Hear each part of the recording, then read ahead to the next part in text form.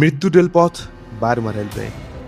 দ্বিতীয় বিশ্বযুদ্ধের সময় থাইল্যান্ড ও মিয়ানমারের মধ্য দিয়ে তৈরি হয়েছিল ইতিহাসের অন্যতম ভয়ঙ্কর রেলপথ ডেথ রেলওয়ে বা মৃত্যুর রেলপথ।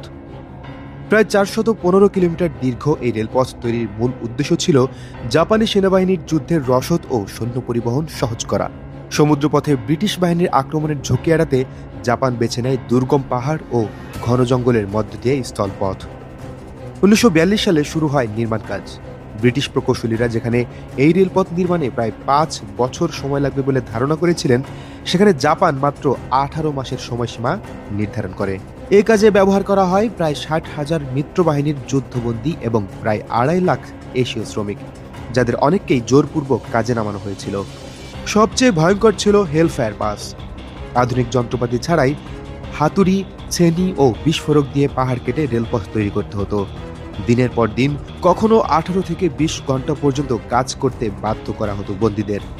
অপর্যাপ্ত খাবার, বিশুদ্ধ পানির অভাব, ম্যালেরিয়া, আমাশয় ও অন্যান্য রোগে অসংখ্য মানুষ প্রাণ হারান।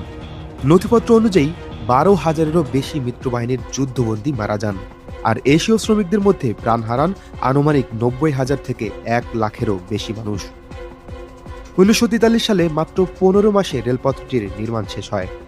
আজ রেলপথটির কিছু অংশ পর্যটকদের জন্য চালু থাকলেও এর পাশের যুদ্ধ সমাধিগুলো মনে করিয়ে দেয় সেই নির্মম ইতিহাস।